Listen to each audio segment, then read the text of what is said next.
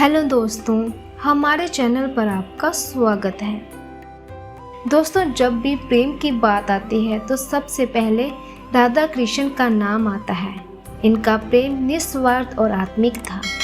सदियों से पीढ़ी दर पीढ़ी राधा कृष्ण की प्रेम कहानी बढ़ती चली आ रही है। लेकिन जब भी हम राधा कृष्ण की प्रेम कहानी सुनते हैं तो मन में यही सवाल उठता है कि राधा कृष्ण एक दूसरे से इतना प्रेम करते थे तो इन दोनों ने शादी क्यों नहीं की।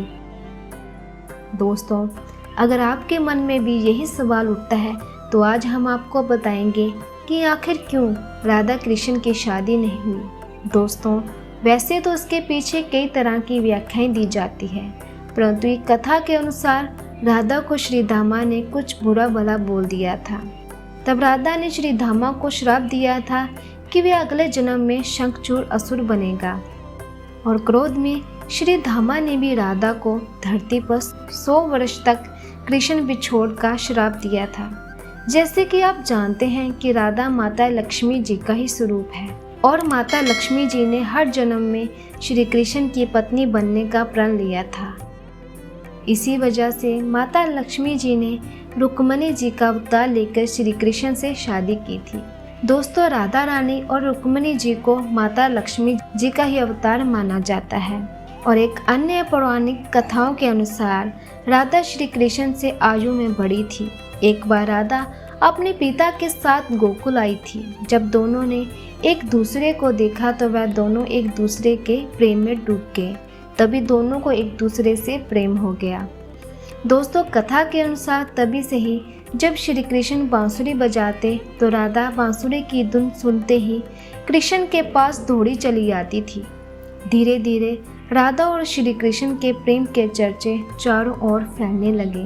तभी श्री कृष्ण की माता यशोदा मैया ने कृष्ण को समझाना चाहा कि राधा उनसे उम्र में बड़ी है, तो श्री कृष्ण राधा से शादी करने की जिद करने लगे। यह बात जब यशोदा ने नंद बाबा को बताई तो नंद बाबा श्री कृष्ण को गर्ग ऋषि के पास ले गए। दोस्तों, गर्ग ऋषि भी श्री कृष्ण को समझाते हैं कि तुम्हारा जन्म एक विशेष लक्ष्य की पूर्ति के लिए हुआ है।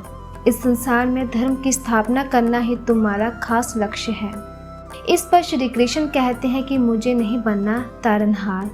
दोस्तों, गर्ग ऋषि के समझाने पर भी जब श्री कृष्ण नहीं समझते तो वह श्री कृष्ण को सच बताते हैं कि वह यशोदा और नंद के पुत्र न होकर देवकी और वासुदेव के पुत्र हैं, जो कि कंस की कैद में हैं। श्री कृष्ण बिना कुछ कहे गोवर्धन पर्वत के ऊपर चले गए और जब नीचे उतरे तो उनकी दशा और दिशा बदल चुकी थी और कंस का वध करने के लिए मथुरा चले गए।